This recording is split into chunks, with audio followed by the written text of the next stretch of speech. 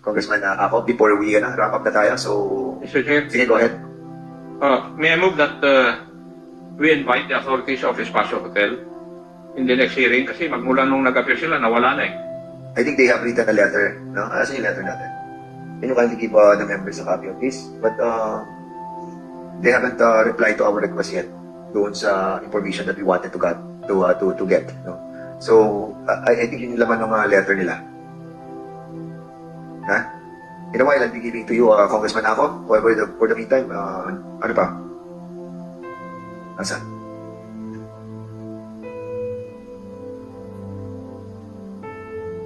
Any other members who wanted to ask question after Congressman ako?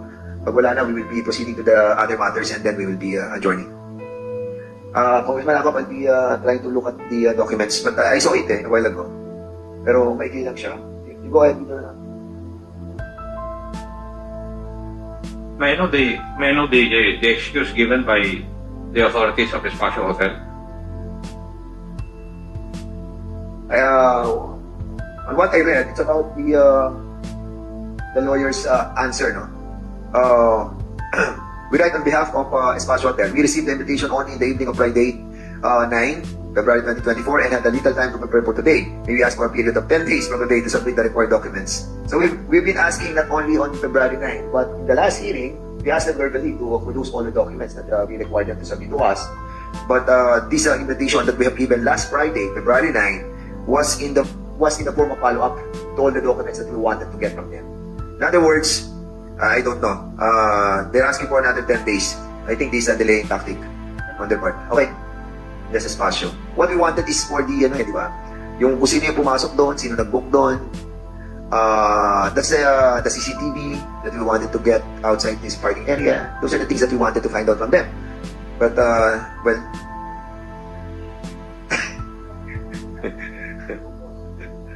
okay, so we don't have a quorum, Congressman Paduano. Sige, go ahead. Sige, go ahead. Si Chairman ako. Hindi kasi ganito yan, Chairman. No? I just like to No, explain. actually, I remember it. We asked for the subpoena duces na Yeah. and they haven't replied yet on this. Chairman. So, I think this Espacio Hotel, you're asking for another 10 days. Please submit to us right away, no? Kasi yun yung aking sinabi subpoena duces na Anyway, so we'll be relaying that manifestation that we did in the, I think, second hearing pa yun eh. When we asked that di ba? Okay, anyway, sige. Chairman, kasi if this is really the document being requested to these persons or to the Espacio Hotel, is really needed that will also be for part of the committee report. You have to be strict on them because kung may subpoena those stakeholder na, nandito ba sila ngayon? Wala. Wala. Testifikan doon pa. Wala. Yeah. Anyway, Mr. Chairman, this is not a motion for contempt because we need 2/3, but of course, quorum is established because the hearing was just suspended last hearing. Mr. Chairman, I move to issue a show cause order for this Espacio Hotel to explain why they should not be cited in contempt.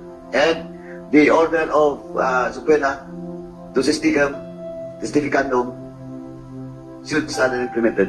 So, Mr. Chairman. Alright, so there's a motion by Congressman Paduano to issue a show cause order to Espacio Hotel, and thereby also asking for all the documents that we are trying to get from them since the second hearing, and non-compliant will lead to a issuance of contempt. Okay? So, any second motion? Duly seconded. Any objection? Hearing none, the said motion is now approved. Mr. Chair, Congressman ako, please. may I also request COMSEC to require Espacio Hotel to bring their incorporation papers so that we will know kung sino talagang may-ari niya. Okay. Thank you. So we'll be asking the COMSEC to write a letter to Espacio to give us the SEC documents coming from them. Okay, next. So we'll go to next item of our agenda, which is the other matters. So other matters, Congressman Busita, please. Thank you, Mr. Chair. Good afternoon po sa ating lahat. Mr. Chair, kaninang umaga po, nabanggit ko na ito. Unfortunately, hindi pala dapat kanina yon. Ituloy ko lang, Mr. Chair. Mr. Chair, paulit-ulit na lang, may mga kasama tayong mga pulis na pinaniniwalaang mahilig magtanim ng ebidensya. Of course, iilan lamang naman po ito. And kung titingnan po natin yung reaksyon ng ating mga kababayan, parang hindi nakapaniwala na hindi ito natin mabigyan ng atensyon. Mr. Chair, maraming sinisira ang mga ito eh.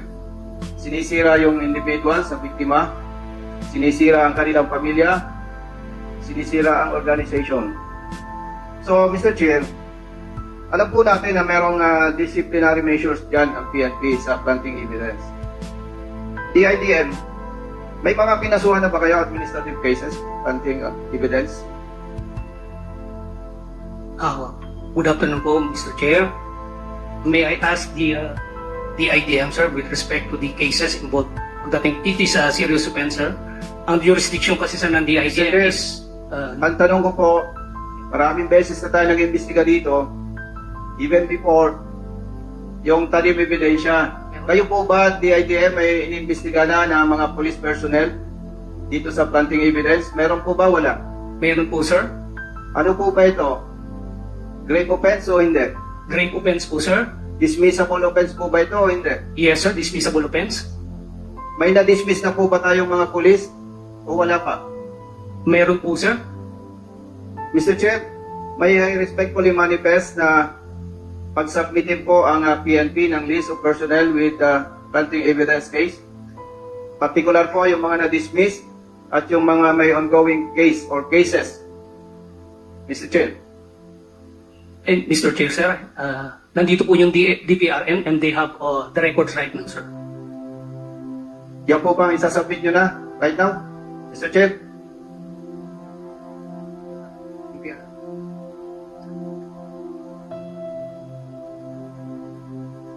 Good afternoon, Your Honor.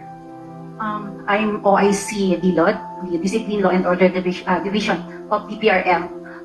For now, Your Honor, we have the data for 2023. We have 5 cases being investigated.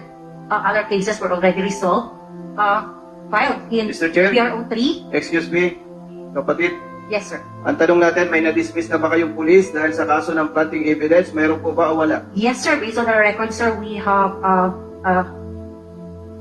Excuse me, Or- ang tanong ko pa lang po kung meron o wala. meron po, sir. Sa record po ninyo, ilan?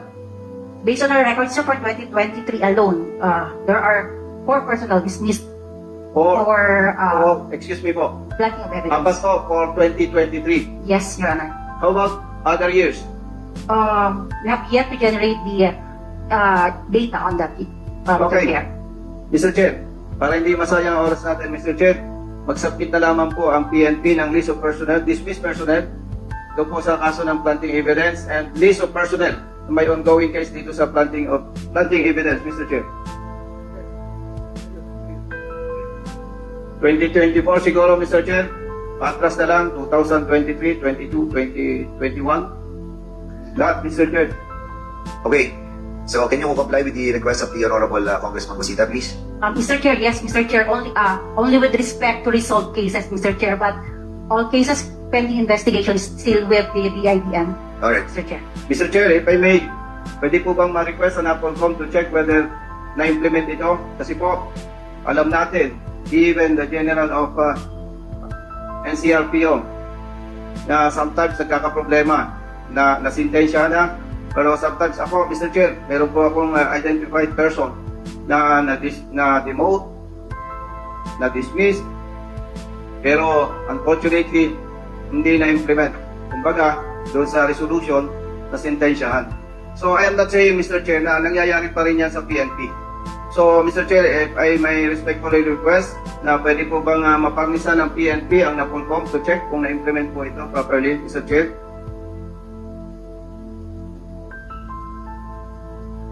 You're asking what...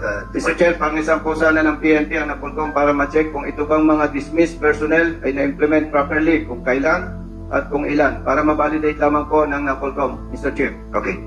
Will you comply with that? Yes, Your Honor. As soon as the PNP furnishes us the complete data, we will validate and investigate it. Correct.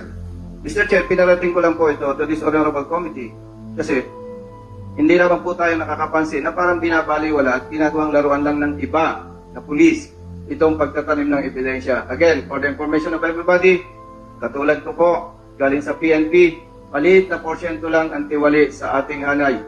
Pero kung hindi natin ito ma-address properly, ang ginigiba nito is the whole PNP. Yun lamang po, Mr. Chair. Maraming salamat. Thank you so much, and for the information of Congressman Busita as well, and the whole body, the submitted PNP personnel that was imposed penalties from 2016 up to present. Meron tayong 26,296 yung mga may penalties imposed. At na-dismiss naman from service ay 6,815 from January 1 to 20, from up to December 2023, 705. So in other words, ang total na po na nagkaroon sila ng imposition of penalties were 26,296. Mr. Chair, if I may. Sige, go ahead. Mr. Chair, napakaganda po na nalalaman ito ng ating mga kababayan. Yes, so, Dahil napabasa ko po na ito daw hearing natin ay naglulukuhan lamang. Drama lang. At least,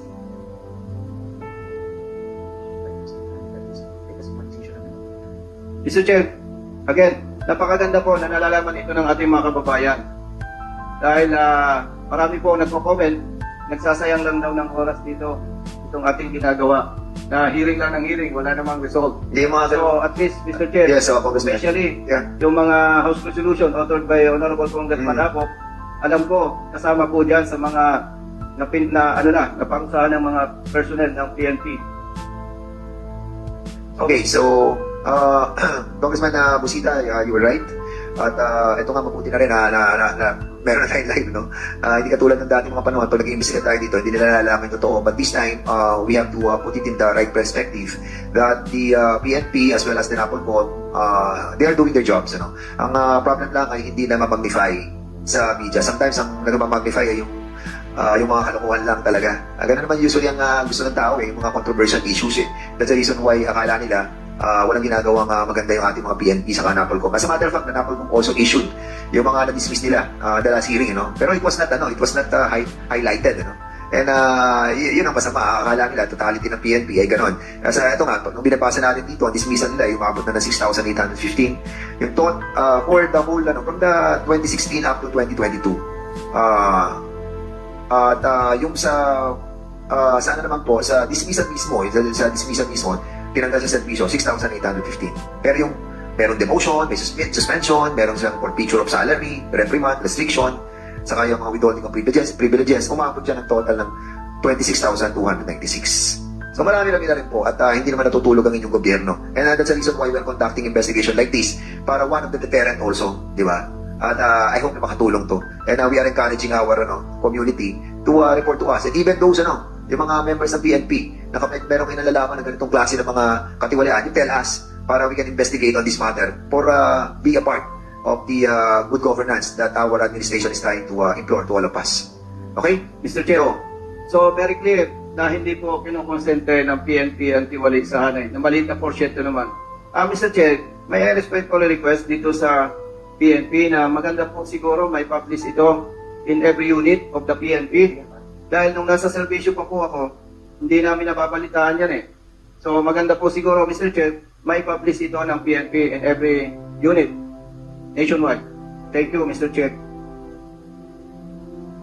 Well, Congressman Ako will clarify something on those cases that been lingering sa mga ibang agency. Sige, go ahead, Congressman Ako. These statistics presented, Mr. Chair, came from the Philippine National Police. Yes, That is correct, Mr. Chair. Yes, and these are the cases investigated by different disciplinary authorities Only of the PNP PNP, and it would include IAS. Yes, Mr. Chair. Does it include the investigations conducted by NAPOLCO? No, Mr. Chair. Separate po. Meron po ba kayong data nun? The NAPOLCOM has the data, Mr. Chair. And meron din po kayong data dun sa mga sinisentensyahan ng pleb? Only those cases resolved by pleb, yes, Mr. Chair. But those still pending with the pleb and other disciplinary authority outside the PNP, wala pa po, Mr. Chair. Nalalaman po ninyo yung mga sinisentensyahan ng pleb? Yes, Mr. Chair, pag pinapadalhan po kami ng order nila. Are with they implementation order. included here in your statistics submitted to the chairman? Only PNP... Tinatanong lang kita, Yes, Iha. Mr. Kasama Chair. ba yung mga nasentensya ng pleb dito sa statistics na binigay nyo kay chairman? No, Mr. Chair. So, you're not giving us a true picture of the number of policemen investigated and meted penalty. Kasi, yun lang, inimbestigan ng pulis ang binigay nyo eh. Yung sinentensya ng pleb, yung sinentensya ng Napol Code. You're not giving us a true picture of how many policemen, kung ilang pulis ang nabibigyan ng penalties. Tama. So, we want you to submit yung statistics dito. Yung number of policemen meted penalties by the different investigating bodies insofar as the police force is concerned. Kasi ang dami nag-iimbestiga sa police eh. Ito nga lang ang ahensya na napakarami. Wala pa rin kayong statistics doon sa inimbestigan ng ombudsman. Ito lang ang ahensya ng gobyerno na napakarami ang nag-iimbestiga. Yung police force. Nandyan yung pleb, nandyan yung IAS, nandyan yung NAPOLCOP, nandyan yung ombudsman. Kung minsan, sumasali pa yung NBI. Di ba? So, kindly give us the data as requested by the Honorable Musita, yung tamang sitwasyon talaga, para malaman naman namin kung ano talaga ang tunay na sitwasyon. Right? We will comply, Mr. Chair. Yes. Now, may I ask, NAPOLCOM, is there a NAPOLCOM resolution that mandates the protocol for the conduct of bypass operations on illegal drugs? Your Honor, it is contained in the 2021 PNP operational procedures. We have entrusted that to that level, Your Honor. Okay. How is it conducted? Kasi napakarami na pong reklamo ang nakakarating po sa aking opisina tungkol doon sa alleged illegal bypass operations conducted by our police force. And this committee has already investigated 2 of them already. Your Honor, we had recently conducted a workshop with the PNP leadership, with the Directorate for Investigation and Detective Management. And we have also conducted an orientation on the Unified Manual on the investigation of and prosecution of drug cases in 2020. And this has been sternly reminded that the PNP as to why is it that up to this time, the Section 21 of the Chain of Custody Doctrine has not been implemented. It was been reiterated in People versus Lim, reiterated in Mispero versus People, and in People versus Casa. And we are now trying to review the organization of the Philippine Drug Enforcement Agency as to why these things has been persistently happening. We are also mindful of the success rate of the cases filed before the various courts nationwide as to why these things are not being taken care of. Kaya po nagtatanong itong representation na ito dahil ang napapansin ko, unang-una, pag may nahuli, kung minsan ginagawa palit-ulo o kaya nagtuturo ng iba. Yun ang kasama sa MO nila. Second, yung inventory of the alleged illegal drugs taken ay nangyayari sa ibang lugar. At doon po, pinipresenta lang doon sa mandatory witnesses like a member of media and a member of the local government unit in the area. Kung ganun ang mangyayari, how do we determine whether nasa lugar o nasa patakaran yung pag-perform nila ng drug bypass operation? Lalong-lalo na kung walang, sinasabi ni Honorable Busita, walang body camera o kaya walang ARD or alternative recording devices as mandated by the resolution of the Supreme Court. Yes, Your Honor. Nandun po sa 2021 na POP, yung word na immediacy, kung sakaling kung warrantless arrest o yung bypass operation, kinakailangan available na yung insulating witnesses. At pagkatapos, yung arresting officer o yung poster buyer, kailangan i-mark agad yung siya po, yung subject ng bypass operation. Immediately, kailangan po ma-establish yung chain of custody, may turn over ito doon sa investigating officer at doon po magkakandak ng immediate din upon confiscation ng drugs, dapat merong inventory at photographing in the presence of the accused o yung persons arrested in possession of drugs. At dapat po ito nakukuha ng camera. At kung ito naman po pursuant doon sa search warrant, kailangan meron ding body worn camera para ma-establish din po yung chain of custody from the time na mark yung siya po hanggang magkaroon ng inventory at photography kasama yung accused, and then hanggang ma-turn over po ito sa chemist hanggang makarating po doon sa husgado po. Ito po ay paulit-ulit na pinapaalam doon sa mga pulis. At ito po yung naroon sa Section 21 din at nandun sa Unified. At kung ino naman po ito ini-implement sa baba, bago naman sila mag-bypass operation, kailangan meron din silang pre-operation clearance at coordination sa PIDEA. At yung kung sakali man magkakaroon na ng bypass operation, kailangan meron din itong documentation from the time it was planned up to the time it was effected. Napakalinaw po at napakahigpit ng requirements. Subalit siguro po doon sa Command Responsibility Doctrine, hindi ito naikakaskade ng ilang mga officers na nag-a-attend doon sa training.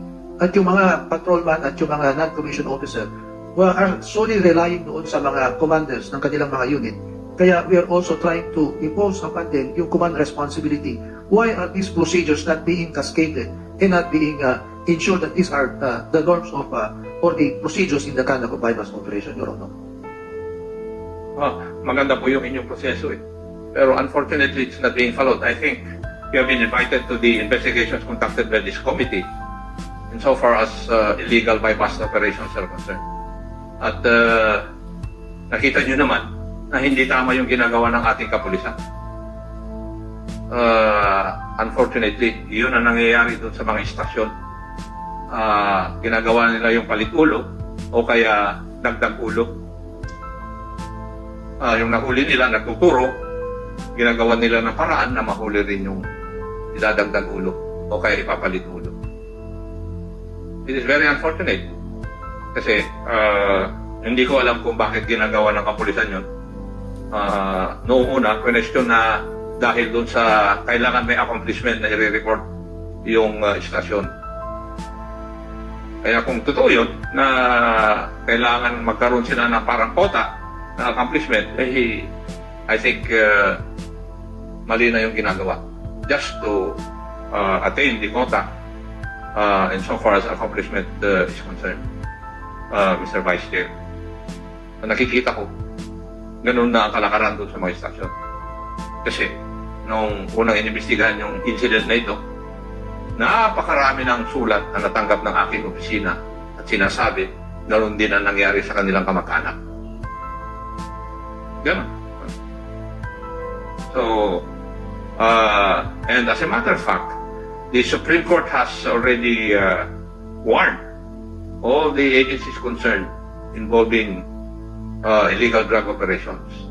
Kasi nagdi-dismiss yung kaso dahil nga sa hindi pagsunod sa protocol na sinasaan doon sa ating mga rules and regulations. Thank you, Mr. Chair. Sakto. Okay, thank you so much, Vice Chairman Acop. So, any... Mari ba itanong sa PNP, meron ba kayong IDMIS na tinatawag? DPRM, representative. IDMIS, Mr. Chair. Yes, Mr. Chair. Meron po. Ano po ba ang meaning ng IDMIS? Internal Disciplinary Mechanism Information System, Mr. Chair. Sino po ang nag-handle nito, Mr. Chair? Our ITP, Mr. Chair, but meron din po kaming in charge sa aming division. So, under ito ng DPRM, Mr. Chair. That is correct, Mr. Chair. So, siguro, Mr. Chair, mapag-submit din po yung IDMIS ng ilan yung numbers or yung mga may kaso na PNP. Kasi, naalala ko yan. Dahil na rin doon sa nabanggit ni Honorable Congressman Acop na mayroong mga kaso from IAS, PLEP, Napolcom, Ombudsman. Yung po ba, Mr. Chair, yung IDMIS na yon, kasi ang ganda IDMIS. Lahat po ba naka-interlink ito para lahat ng kaso na yon automatically papasok sa IDMIS ng PNP, Mr. Chair? Mr. Chair, from the word internal disciplinary, it only involves cases being investigated by the PNP, Mr. Chair. It does not cover the cases filed in other disciplinary authorities, which are Ombudsman, Civil Service, and even PLEB. Hindi pa po kasama doon, Mr. Chair.